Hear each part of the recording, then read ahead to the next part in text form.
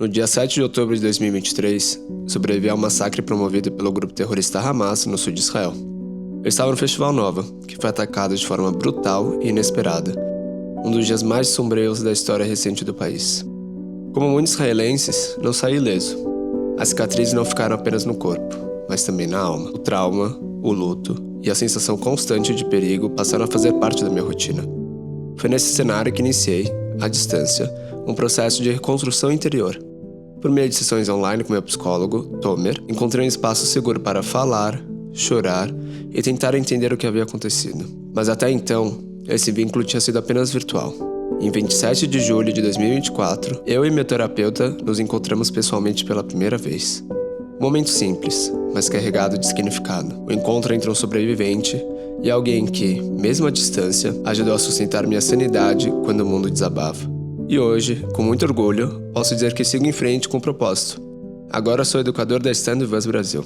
Este é o registro de um encontro que fala sobre dor, resiliência e sobre a importância de não enfrentar o trauma sozinho.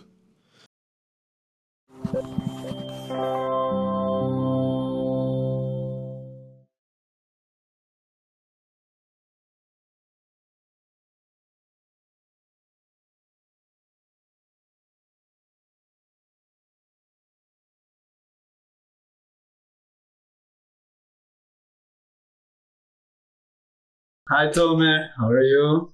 I'm good, thank you. So today is the first time that we met after 9 months of talking like by internet, by video. And something that I asked you, then I don't remember how we started because it was like 1 week after the event. So I don't remember really how we started. And what I want to ask you is how you got my contact, how you got it my contact to start to help me, to treat me. So if you can talk me how we started, I really don't remember.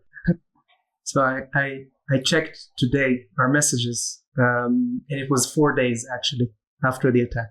So on the morning of the 4th day. And I received your contact. There was a message that was circulated in some of the Facebook groups that are for therapists. And the message said that there is a guy from Brazil, and does anybody speak in any Portuguese and can maybe offer some assistance? And I speak a little bit of Portuguese. And I received your number, and I think I called you. And I have to say that the first time I called you, first of all, I didn't know what to expect. Okay. I didn't know if what condition you were in. I got no information.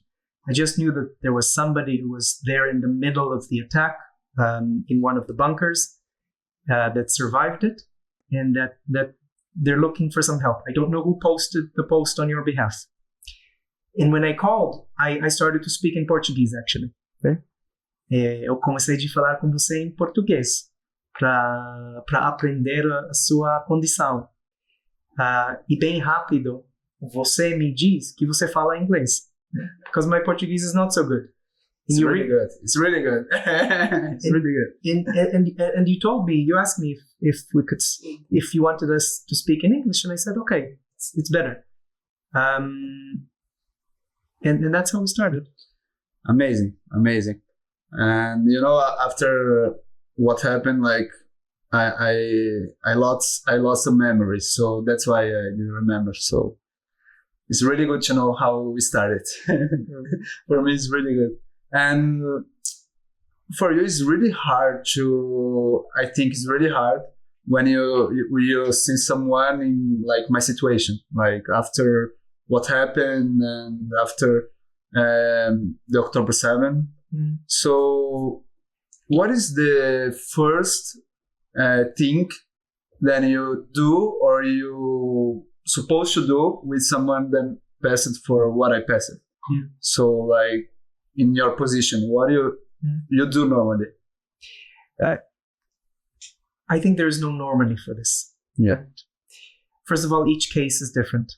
And also specifically the events that you pass through, they are different. And actually in the community of therapists, there was a lot of learning which was happening. Therapists were realizing that the tools that they were using, even trauma-oriented therapists that are treating trauma, and they have all the techniques, they realized that we need something slightly different here. So there was a lot of development of little modifications to make things. And I think that's one of the main things. There's no one way of doing it.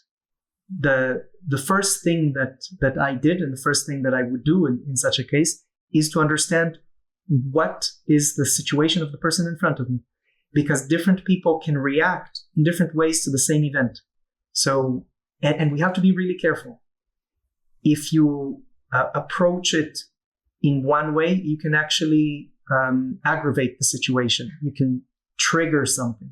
And each person needs something different. So the first is an approach to identify where you are and what you need in that moment.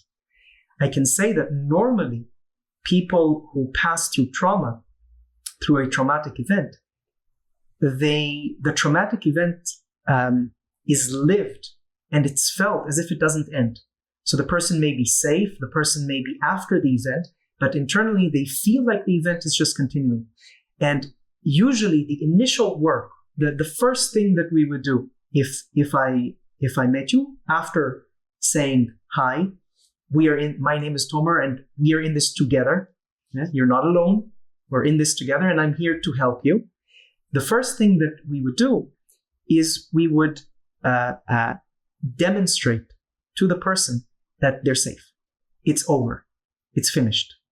You are now safe. Okay? Specifically with you might not remember, but we used a technique which is using tapping. Yeah, the hug. Yeah. And you did this, and I told you it's over. Right? It's finished. You're safe. So that would be the initial, the initial thing to do. You want me to continue?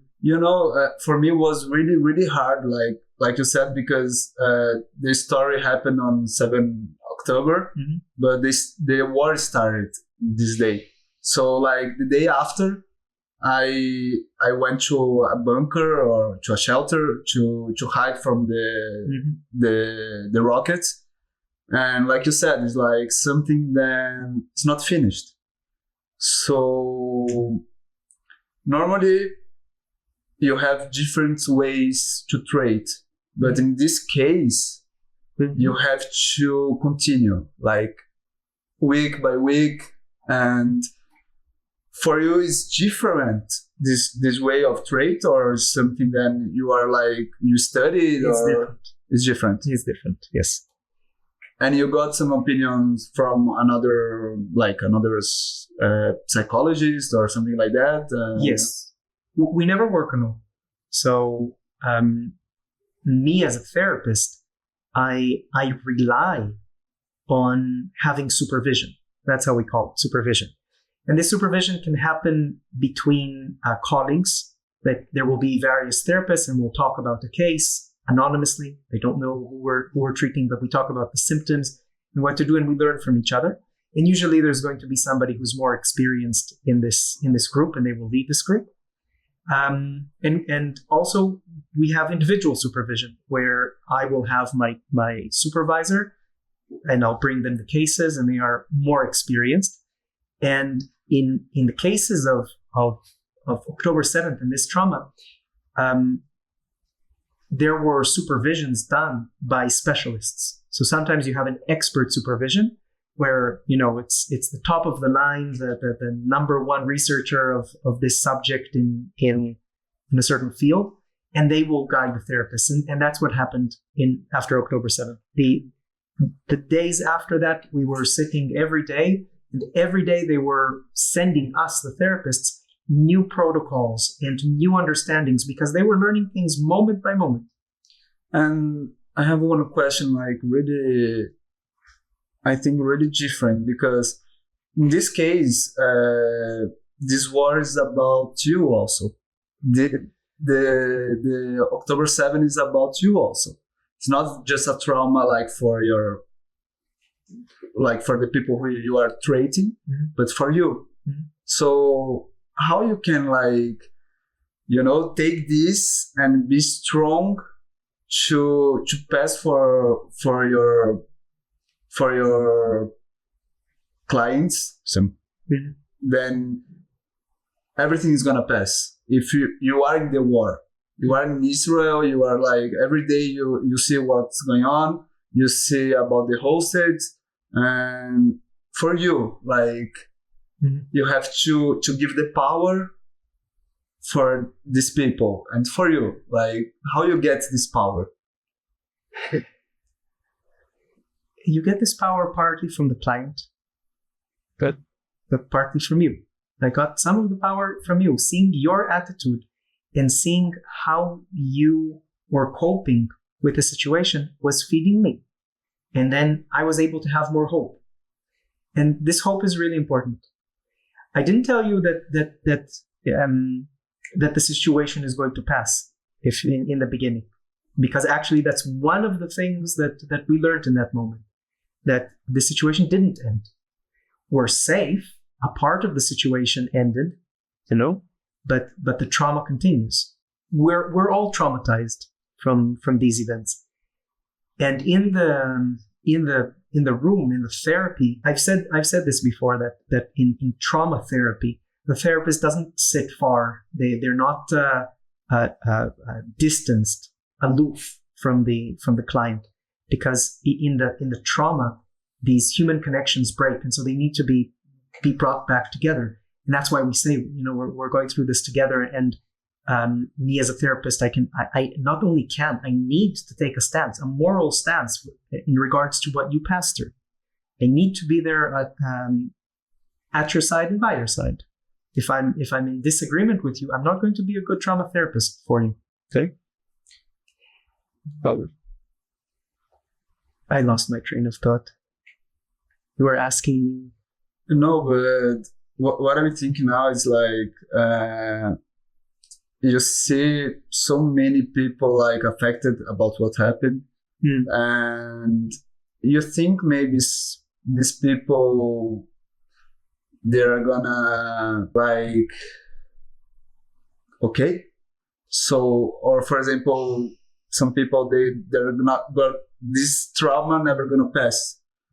You think then some people this can happen? Yeah. It's a worry that we keep. That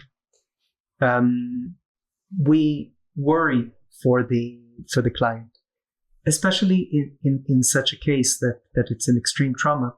I take steps towards the person to actively check, because you need a lot of layers of support to help, especially if you're alone and if you don't have family around.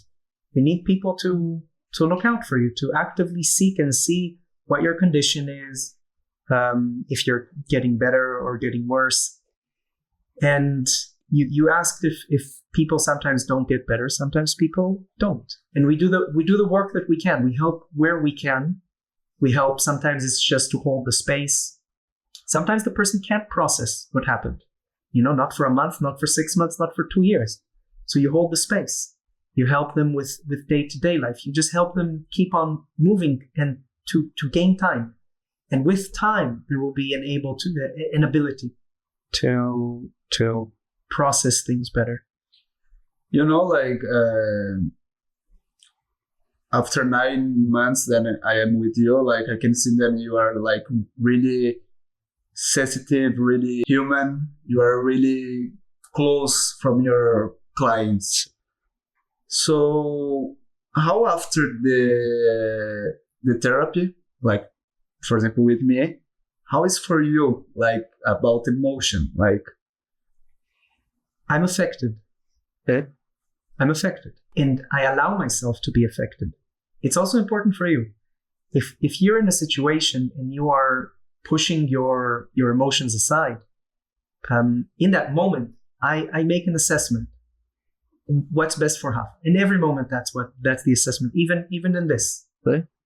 Yeah. Is this good for Rafa? Is he thinking about himself? Where is this coming from?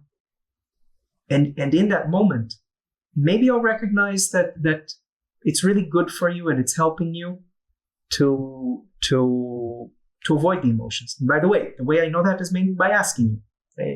It's really important. It's not me going there. Oh, I see what's going on inside of Hafa, and no, I feel what I feel. I have my intuition, but ultimately I check with you, and we check together. We do it together, and we check. At times, when you feel that you're pushing away your emotions, I'll hold them more. I'll bring them. Then, if you need, I'll hold that space. That's part of the work. Probably you heard like a lot of bad things, like bad situations. How's for you like to have like the hope in the world, you know? Sometimes I don't have them. The therapists hear a lot of shit. There's no, and you see, I'm not careful with my words because there's no other word for them. You hear shit. You hear like horrible things. And there's a thing called secondary traumatization. That secondhand traumatization. The therapist becomes traumatized by hearing the things. In our situation, that's not the situation. It's more what we would call it, and this is new, co-traumatization, because even though you suffered the trauma in a completely different degree than I, we all in Israel carry the trauma of that event. Yeah? Everybody in the region, actually. Yeah. Sorry. And sometimes there's sometimes I don't have so much hope. Yes. But I do have the hope for the general situation. Yeah. But I do have the hope on a moment by moment basis, and I hold on to that. I look at you, I look at my clients, and I see the improvement. Or sometimes people temporarily become worse. That also happens. And I keep the moment by moment hope, because I know we can take another step. It might be a small step. We can take another step. And a little bit like a horse, I go for there. Before October 7, probably you was like one tomer. And now, who is the tomer? I was many tomers before, but I think it was a wake up call on many levels. And for me, it was really a point of saying, okay, I need to learn more. I need to be better at this. Good. Yeah. I can say you teach me like every week this. You teach me every week like to be better. It goes both ways. Yeah, I think this is the purpose of the life, like to be better. To be better doesn't matter. Just be better. Just be better. And I think, of course, Brazil is really different from Israel. Like we are right now in Brazil. So you think that what I did to start to trade with someone from Israel, someone who knows what is a war, who knows what is lost someone in a war, is different than if I got it someone in Brazil? I think in Brazil, there are also many traumas and people have lost things. So if I take it in a general way, is it better to have a therapist that knows things in themselves? To a certain degree, yes. I mean, if the therapist needed to go through every human experience to help every human experience, that won't be possible. But I do believe, and it's my personal belief, and other people in the field might disagree with me, but I think it's important. I think when the therapist, because there's something about knowing. Yeah. How can you know? Because I can't know exactly what you went through. I did not go through that. But I do know I have some experiences. I have my own past and my own things that I carry that taught me my experiences from life. And because these experiences have some similarity, I know the rockets, I know the gunshots, I know this kind of environment. It's little things. The smell, the triggers, everything. like everything, like when you listen all the situation that I passed, your clients passed, is like, it's different for everything. It's different for everything. It's like, I don't know how you can go to the bed and sleep. It's really hard. And I really appreciate, because what you do saves lives, Saved my life. In some way, saved my life. And I, like, of course, then if I want to help someone, if I want to study psychology like I want, it's because I see someone like you, someone who puts your life a little bit away and take care of the people. And this is like the most beautiful thing in the world. Help people. You think then maybe when you see, then you save in some way these lives, you are in the right way? I don't think I saved lives. I don't think I saved your life. I think if you would have not done therapy with me, you would have done with somebody else, and you would succeed, because that power is yours. Yes, I have the techniques, and I know how to help in the moment, and probably I saved you difficulties that would have arisen in the path if you would have not done therapy at all, or if you would have done therapy with somebody who's not focused on trauma and they're not accustomed to working with it. But the resilience is internal for you. The resilience, like, I learned a lot from the Israelis, because I saw how the Israelis, they got it, what happened, and they transform it in something good, like to help people, to help it. Some, after what happened with me, some people called me, like, I doesn't know the people, and just to say what you need. And that is pretty Israeli. Yeah, and this is how we started. You called me and you said, what do you need? And this is so special. Like, after what happened with me, I saw like the worst. I saw like how the people can be bad, but after I saw how the people can be good, like you. And if you have something like to pass for the therapist, or someone who study, or someone who want to be like therapist, what is the advice then you say, or you can give, like, with your experience, because you saw a lot of things. So what do you think is like a good advice that you can pass? Look at your clients as your teachers.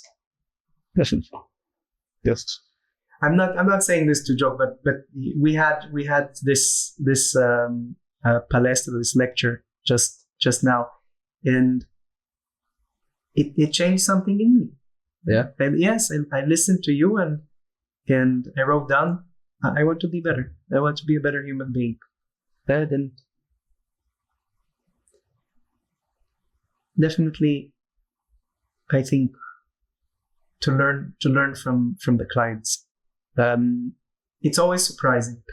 It's always surprising to see what sits inside of the person, and I'm surprised by it. I have my intuitions, I have my thoughts, and then you surprise me. There's something else. Like, okay, sure. Something that I said to you today in the morning. Then, if someone listen what we talk and what we do, like, I doing these speeches because I want to help. I want to do something different. Mm-hmm. If I change one person, I will be really, really happy. And if I did with you, it's amazing. It's amazing. Like, for me, it's like, wow. I never thought that I can do it. Never. And you are an example for me. for example, like to do something different. And I hope then we together we can change not the world, but we can change someone. This is the purpose of our lives, I think so. That's why you choose to do what you do. So I just want to say thank you. Really, thank you. Like, for me, what you did and what you do is like amazing. And I hope then, like, really, then you continue like with this, like really strong, because we must be strong. I know that. And we are gonna pass this together. Like client and therapists, like friends, and like one. This is the most important thing. Thank you. I really appreciate it.